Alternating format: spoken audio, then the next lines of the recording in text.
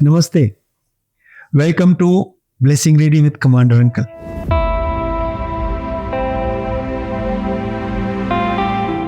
In Blessing Ready with Commander Uncle, this program, we celebrate spirituality. We celebrate life full of spirituality. But it is not very often that I get a guest who is spiritual, who is Air Force veteran, who is aerospace engineer, entrepreneur, businessman, and a great human being. I present you Wing Commander Tapan Roy, whom I have known for a very long time, and I have never ceased to admire his personal qualities. Tapan Roy, welcome to the program.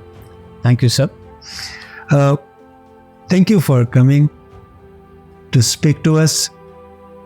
Let me start by requesting you to talk about your childhood, your earliest memories, and your initiation into this world of spirituality as and when it happened. Right, sir.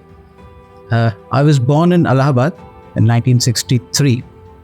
The place now is called Prayagraj. There's a small story that I've been told. It's April 63. My dad went to war. 1962 war broke out in October. My dad, we were then stationed in, my mom was carrying me and he left us at Allahabad and he moved to Nefa, Northeast Nefa. He was part of the 7th Brigade that was wiped out on 20th of October, the first day of Chinese invasion. He escaped from there. He was declared missing in action. And he came back through Bhutan almost after 30-40 days, then admitted in military hospital, Misamari. After recovering from there, he was sent to Allahabad hospital. And the day I was born, me, my mother, and my dad were all in the hospital. He was admitted, and I was born on that day. So that's one of the earliest memory that I've been told about. And I traced his footprints, the 62 war from there. I went through a lot of 1962 war history to find out how he escaped and how he saved himself and how he came back and how we all were together, all admitted in the hospital. So the story begins from there, sir. I had a very normal childhood, not that a lot to screech about. Dad was an army jawan. They had a lot of zamindari in Bangladesh, but they had to leave everything and come here. So they started as paupers, they joined service, and he worked hard to grow. And I think I carried all that virtue of never letting things, never give up kind of thing from him. And we left small, we slowly carried on. But one thing, he made sure that I got very good education. So I always studied in good convent schools. Wherever possible, he put me to good schools, me and my sister. I have a younger sibling, my sister, and she's about 2 years younger to me. So we went about places since he was in the Indian Army. Then he worked hard, he became an officer in the Indian Army, he got commissioned. And finally in 1990, he retired. We lost him in year 2000. And my mother stays with me. All these years in my school days, there's one attribute that I always found that I had in me was protect the weak. Somehow I always went into fights where somebody was pushing or jostling someone who couldn't protect himself. I never fought for something that I wanted. I always found that so that was one glimpse that I always had, to stand up for someone who was weak, who was being pushed about by somebody, bullies, like.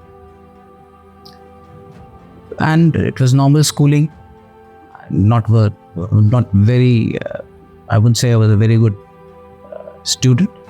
Average. I would manage my school and I cleared my exam. 10th went by, 12th went by, went into engineering. Then joined the services. At the first shot, I got selected, so I joined Indian Air Force. That's all I have. I mean, so it's been a very normal life. Nothing. Very fortunate, Tapan, and not everybody gets to spend time and call it normal, because ups and downs are indeed part of the life. But let me now move to a little story you told me, and I would request you to narrate this. This was about when your son had an eye infection, and Yes, I was posted in Calcutta then. I still remember it was a Wednesday, and on Wednesdays we had a coat, a civil dress with a tie. So I was getting ready. This is year 2003, August. So I just got posted in. We had moved into a new accommodation that they had made. My son was about 6 months old. He is born in 2002. Early morning, as I was getting ready, I saw he's crying. Continuously he was crying. So went close and had a look, and I found his eyes stuck. He was not able to open them. And there were sure signs of conjunctivitis. It was painful how he was weeping continuously because he was helpless, a 6-month-old child. After I lost my father, 2000, just immediately after Kargil, I was in Srinagar there. I found that I would often pray to him. He was like my guardian angel. So while he was alive, he was my guardian angel. And when he left, he continued to remain. So on that day, I prayed to him. It was an honest prayer that give this malady to me and make him all right. And I left for my office. It was about 30 minutes drive. I still remember. As I was getting out of my gypsy, trying to go into I found my eyes itching. I went to the MI room, met the doctor there, and he said, you have conjunctivitis.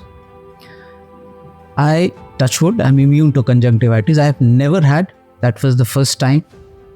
And thereafter, never had after that. I called back home and she said, your son is absolutely fine. His eyes are clear.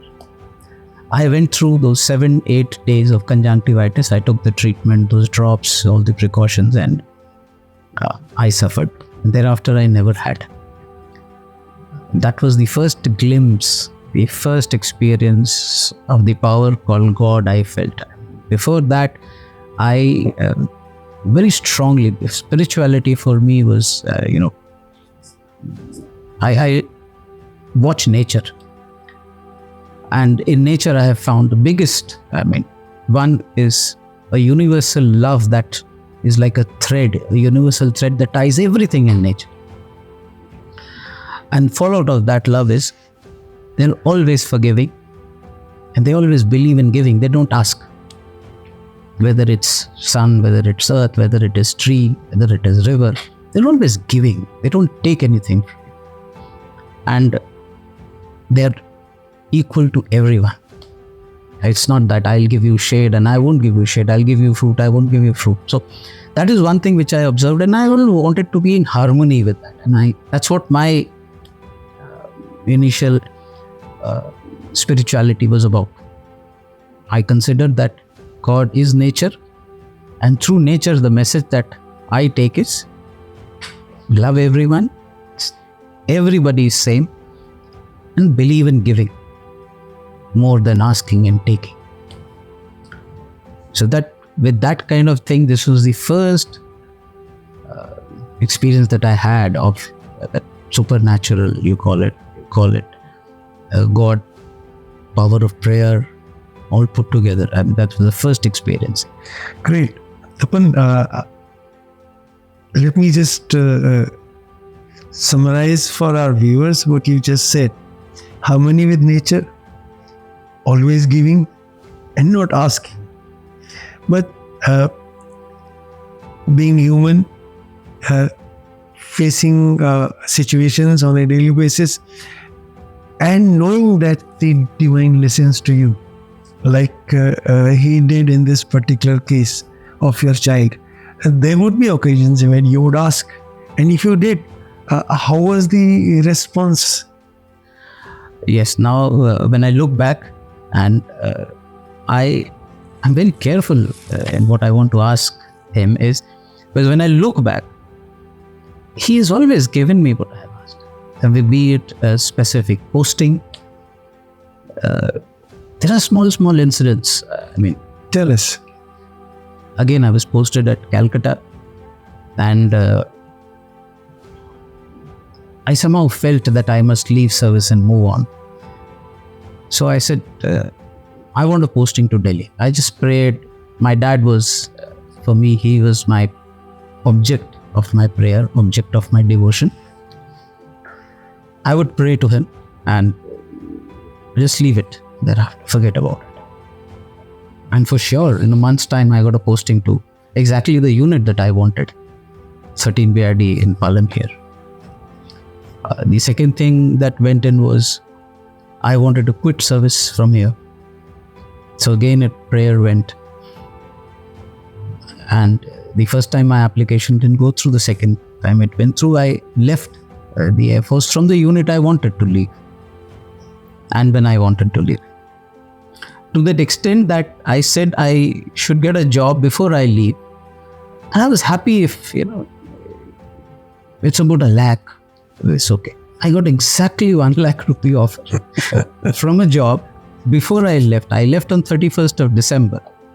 And I had a job on before 31st of December, before leaving Air Force. So, there are many other smaller things, but many I cannot openly come out with.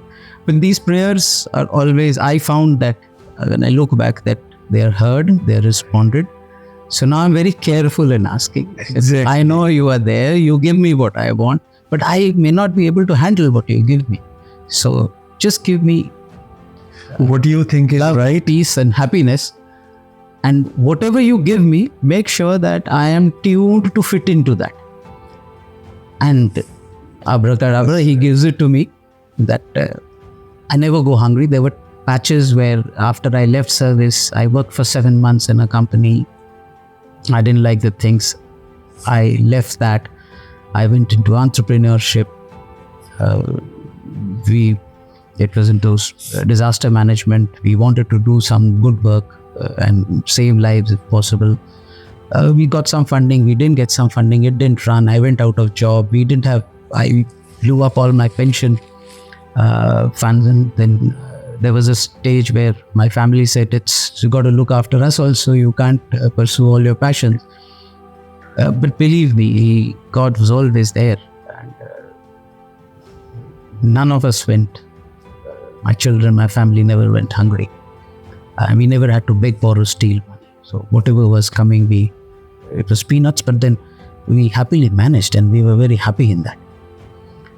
So the biggest lesson through that journey was stay together as a family, and you'll go through.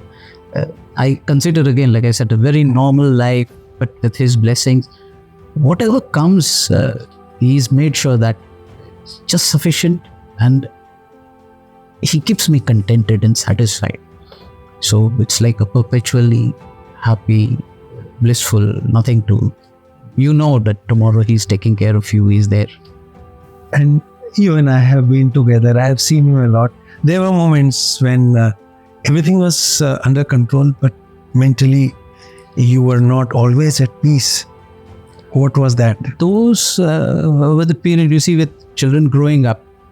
and your purse strings are tight, that you want to push him, get him a good education, so the biggest problem is when these uncertainties come up in front of you, you tend to overthink.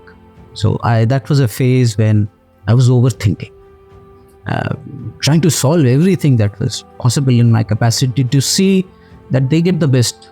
They shouldn't lose out just because I didn't have enough to take care of them.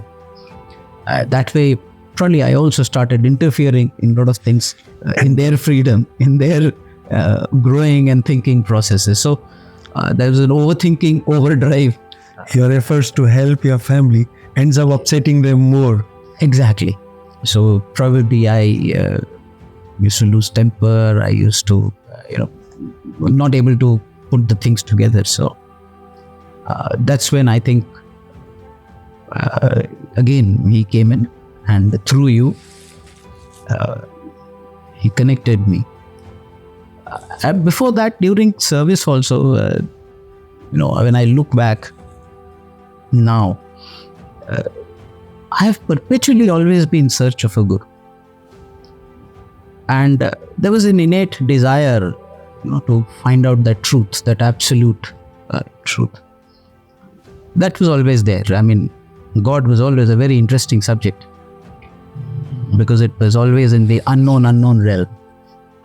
So you always felt you should know more, but how any amount of reading, you're only reading what others are experiencing or telling their point of view. So I always wanted to understand it firsthand. So it was, I wouldn't call it very spiritual, but then yes, it was always God-fearing, and the search was always on KS2. I do get things, it happens. So how is it happening? Why? Who is he? So that way I consider myself blessed. And just at the nick of the time when I wanted that help, you came, you pointed me, and you didn't brief me. I mean, the best part is people generally try to flood you with lot of stories, lot of do this and do that, why you should go there. One best thing I find in was you said, there it is, do go there, you may find a solution there. And I took it that way also, that I will not search what it is, I will not try to find out. Google is a very good, a lot of people depend on Google on this. I never did any search. I just said, it just came to me that I wanted to go. If you remember, after the game of golf, when I went back home, I called you, I want to go today. I want to go now. And I was surprised. So you said, I'm not there, but please go. And I went. Something happened that day. I mean, you see, I was not sick. I didn't ask for anything. I just went. But the man who went and the man who came out, there is a difference. There is a difference. I feel somebody has placed his hands on my head. And ever since that day, I mean, I'm much more happier. The family is happier. And that overthinking, I think, as he said, give it to me. You just go and do your work. So that was the change I felt. I mean, a lot of people have satsangs. My satsang is very simple, that he's taken away my worries, he's taken away my thinking. He said, you don't worry, you just live in now. So honestly speaking, if somebody was to ask me what you did yesterday, I probably will make a lot of effort to tell you what I did yesterday. It's gone. So you just live in the present now. I live in the present. And what will you do tomorrow? What is it? I don't know. So that's the blessing that I have. Maharaj is there to take care. He's there to take care because he's always been there. I mean, as late as a year and a half back, I just get a call from one of the HR guys in my company. I said, Tapan, we don't have any projects and what we were working for hasn't come. So thank you very much for your service. You need to resign. I remember that. I spoke to you about it. And I didn't know what to do because my sons were studying I have my mother who stays with me. 5 people depend on me. And I just didn't know. I said, "ठीक है." Probably 15 days went by. The project came. They didn't accept the resignation, and I'm still working.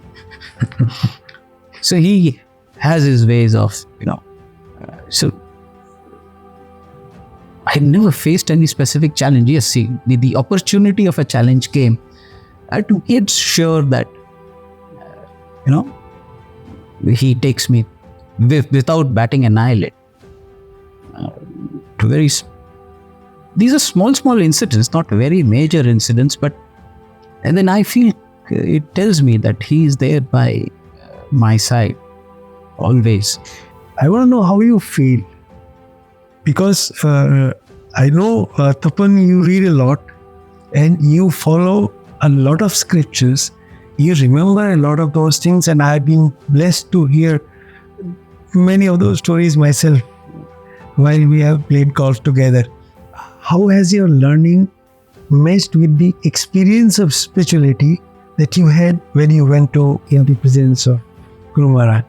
See, the biggest change that I found after I went there was it shifted from what I said, God, which I believed my guardian angel was my dad. It shifted from there. I found a guru, and the guru and God together. So that was one shift. Not that key. I mean, my father is also, I believe that all of us are souls. We are here to do certain specific, we have a role to play in our lives. And those roles will carry on till the time, you are fit for him to merge with him. So the word Brahman, that is a part of Upanishads and Vedas. It's there in everything, animate and inanimate, you and me, everybody is same, we are one. This one thing has got established much more firmly after I started. I go there every Saturday, Bade Mandir. So that is one firm belief that has now taken root. I'm more inclined to try and understand that further. There are two aspects of this connect. One is what you feel, one is what you see and what you do. And you must be attending satsangs, you must be watching people do different things. How does that relate to the way you feel the divine in you? Yep. I did listen to a few satsangs. Many of them were yours, and there are other.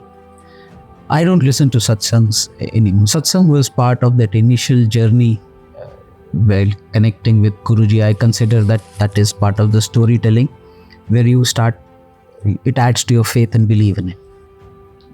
Once that is done, I don't think I have outgrown satsangs. I have never attended any, I've just watched YouTube. So I think I have outgrown that. I have firm belief, faith in him. So I don't need any more. But there are stories of hardships and people and how he has blessed them. And so while those are interesting, I do listen to them, and it adds to further the faith and belief that is always growing. But his presence is universal. Whether it is, satsang is just one part of his existence. He exists, and he can, like you said, connect. That connect is a very, I wouldn't call it, is a misnomer in terms. There's actually, connect is, I remember a story, Tell me. The 3 blind men, they were told to meet God, go and see. So there was an elephant in the room. So the first blind man went in and he touched his legs, the elephant's legs. He said, God is like a tree trunk, and it moves. And if you were to come underneath it, you will get killed. So I found God. The second one went and he luckily touched the trunk. He said, it's like a rubber pipe. I can hear sound, breathing sound, and it's flexible. But you got to be careful. He can wind you and trap you in that. So he comes back, and the third one goes and he catches the tail. He says it's like a toilet brush. It's got bristles at the end. But be careful, if it slaps, it hurts, those bristles. Then they came out and they started discussing about God. So he says, this is God. All three of them were quarreling. So there was a wise man going from. He said, why are you quarreling? This wise man had eyes and he could see. So he said, there's nothing to quarrel. You're also right, you're also right, you're also right. They asked how. He said, that elephant is much bigger than what you have touched. You have just touched a leg, you have touched a tail, you have touched a trunk. The touch, I mean, is connect. It's much bigger than that you can fathom. In parts, all of you are right. So when a lot of people say that I am connected with Guruji, I take it in a different way. Because if you're able to touch him, you are in a different realm. You will live in this world, but you will not live in this world. And he touches in very different ways. You see, look at Ramakrishna Paramahansa. He was a child walking through the paddy fields. He looks up, the dark clouds, and a group of swans flying. And something strikes and he falls unconscious for days. And thereafter he was different. That was as touch of God. So he got connected thereafter. He could speak to God, Ma, his mother. Ramana Maharishi. He was a 16-year-old boy. One day he felt, I am dying. He lies down. Okay. And suddenly he found that he's not dead, but he's not in his body. And thereafter he goes out to explore that what is it that happened and what is he? Who is he? Who am I? And we all know his story thereafter. So that connect, that touch is very different. Most of us, I listen to satsangs or meet people, they say we are connected.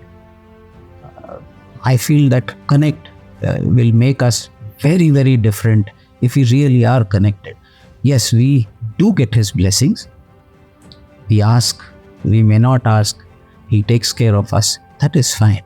But that I don't think is knowing the truth, touching the truth, or connection. That connection, the day when it happens, it may not happen in this life. It may happen many, many years or many, many janams after this. I don't know. But then that I define connect in a very different way. Tapan, this is a beautiful narration of your spiritual understanding of divine. I can easily see, and our viewers can make out, that we are indeed talking to a blessing-ready soul. Your prayers get heard.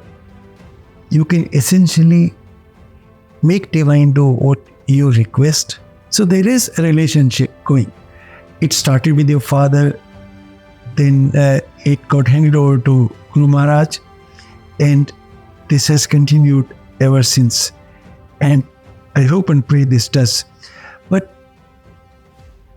can you point out to a single point where you think this is what makes me blessing greedy indeed, if you are? See, as an individual, as a human being, one of the first things I feel can make you blessing ready is, okay, it's what you see in the nature. You've got to harmonize with it.